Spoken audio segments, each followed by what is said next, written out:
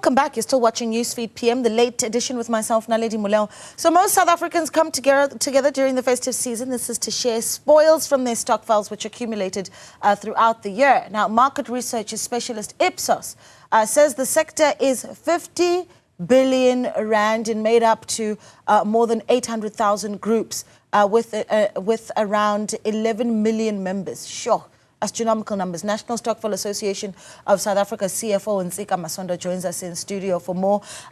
This is the second time we have you in the studio in about a month's time, so it's a busy time for you, obviously. Very busy, very busy, very busy. Yeah, your favorite time of the year, I can imagine. It is. Yeah. I'm in my uniform, as you can see, like all Stokvel members, yeah? No, because here's the thing, right? For Stokvel members, and if you've been looking on social media, goodness, the excitement for Stokvel members is so great, right? Yeah. Because so many people are just really finally being able to cash in. But those are the Ipsos numbers. I want to hear your numbers, right, of just the monies that are moving around this time of the year. People have different stokvels for different things. Are we able to quantify that in any way? We can, to an extent. So I think the easy figure I can give you, top of my head, is if we look at our burial society book that we run as NASASA ourselves, about 10 million has gone through it. About 6 million has gone through it in roughly the last 12 months. Then if you start to look at the grocery space, you are looking at figures in the hundreds of millions that are sitting with wholesalers or are going to wholesalers. So in South Africa, we have this very emergent phenomena where stokvel groups, especially grocery clubs, bank in two ways. Some bank directly with wholesalers and some bank with banks. But then this money is going to grocery clubs. Some even have events that take place at wholesalers at the end of the year. So that you're looking at hundreds of millions that are going there. Sure. And people will be buying. So some buy for end of year functions, etc. Some buy to basically push groceries for the year coming up until March or so.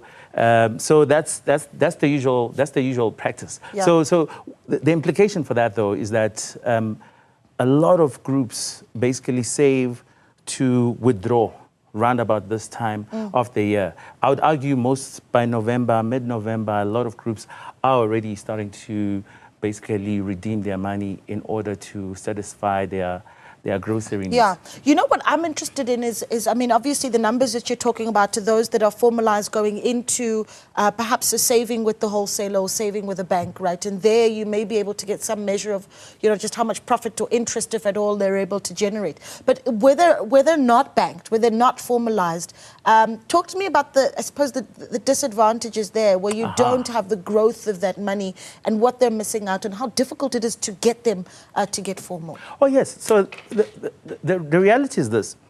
When you look at the South African banking system, it wasn't necessarily geared for stokvels, right? Yeah. And this is the reason why a lot of stokvel groups have migrated their savings and have put them with the wholesalers. So if we use 100 million rands as an example, and we assume a 10% interest, there's 10 million rands that is being lost by stokvels as a whole as a result of this. Because when they bank with wholesalers, they completely forgo. So there's an opportunity cost from an interest perspective. So fundamentally, the issue that you realize is that basically from a servicing perspective, there's a lot that the banking industry can do in order to ensure that they integrate the needs of stokvel groups. And so their real economy needs, grocery, and their financial needs, which is banking, so that they can realize their interest and also at the same time basically realize their need for groceries at the end of the year. If groceries are the need, you know, because let me go back to what I spoke to. So burial societies, for example, as you know, for them, they save perpetually to satisfy a burial, right? So for them, the real economy need is, I need to bury someone, right? So our big thing as NASASA has been, all burial societies need to be underwritten so that two things can happen. Number one, so that they can preserve their capital. Yeah. And number two, so that they can grow their capital. Now, in such an instance, what's nice about it is through insurance, what suddenly happens is a group that would have lost 10,000 through the unfortunate demise of one of their members suddenly has that 10,000 rands, you know, and so they can use that money for quite a number of things, including basically ensuring that they have enough money to pay for their insurance premiums. Yeah. So in our membership, that is the dominant group. So 25% of our members as NASASA, which we think is quite representative of South Africa as a whole, is basically burial societies. And I think they're quite an important pillar, and the role they play in societies is quite important. And what's interesting is during COVID, these are the groups that came to us and said, we're struggling a bit. And that for us highlighted the need that as much as we need to focus on investment, we do need to focus on the risk management aspects of the funds. I was going to get there. Of savings groups. Okay. Yeah, I was going to get there because also, and you know what, people chuckle about this and there's memes about it all over social media, but also this time of the year, you do have, you know, you talk about the risk element. You do have that mama in the Stokvel who ran away with everyone's money. Yes. What do we do about those kind of situations? And we chuckle about it, but this is actually a very serious and frightening and sad thing for a lot of people. You know, do we have arrests that are taking place where that's concerned?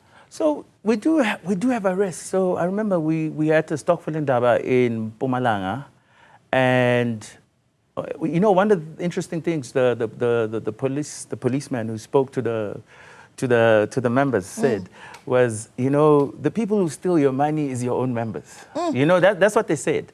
And I think the crux of the issue is just the basic framework around which groups manage their money. Yeah. You know, a lot of work that we're trying to do as the association is to encourage groups to go digital in two ways.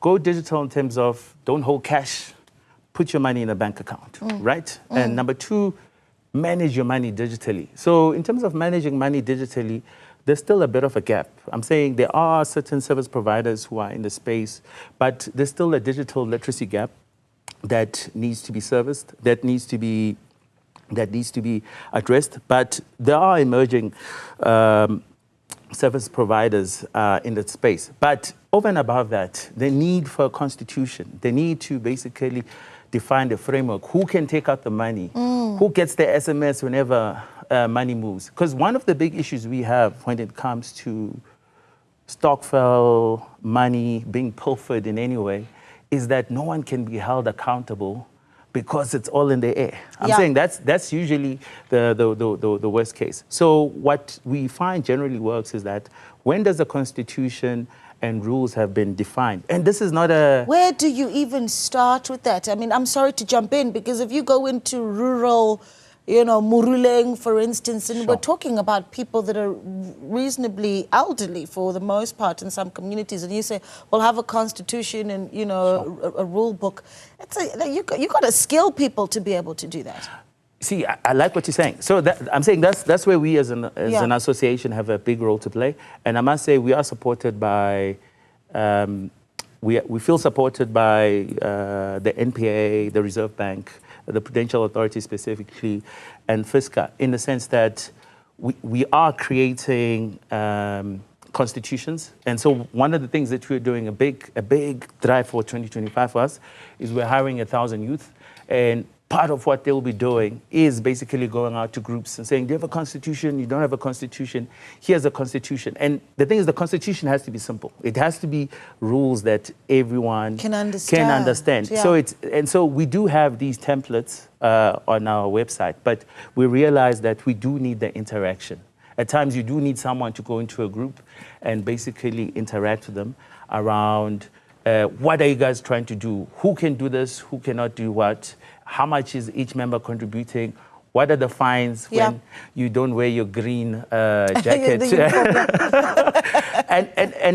but especially under what conditions can money be taken out of the group? You know, in a way that satisfies everyone. You know, so the big thing though, which I'm quite encouraged by, is we're getting to the point where banks, especially the big four banks that do service Stokvels, are starting to basically put in place accounts which allow members to see the activity that is happening. And Yeah. I think that is actually assisting in ensuring that money just doesn't run out of the bank account. Yeah. Yes. I'm gonna let you go, but I think give us some tips to. You could certainly also talk to us about where we, are able to find those resources, those constitutions that we're able to share with the Stokvels. Because as we pull our money out this December, you've also got Stokvels that are forming for the new year. So you've got refreshers that are possibly necessary. Sure. But some tips on how to do it safely. The fact is, to some of them are going to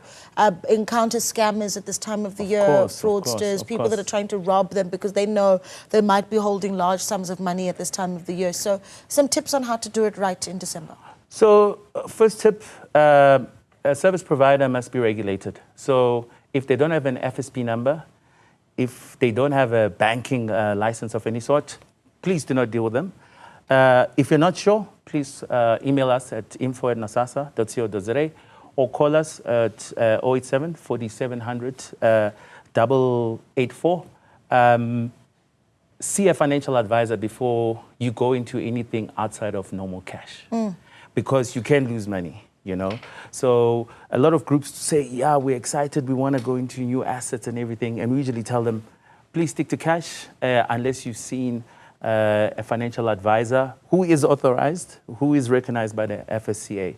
I think with that, you've managed substantial risk. Yeah, you've protected yourself quite a bit. Thank you so much for speaking to us. We really appreciate it. And always great talking about some of the innovative ways that our communities are keeping, themselves afloat. And we're doing an incredible job where that's concerned. Of course, Nsika Masondo there is the CFO of Nasasa.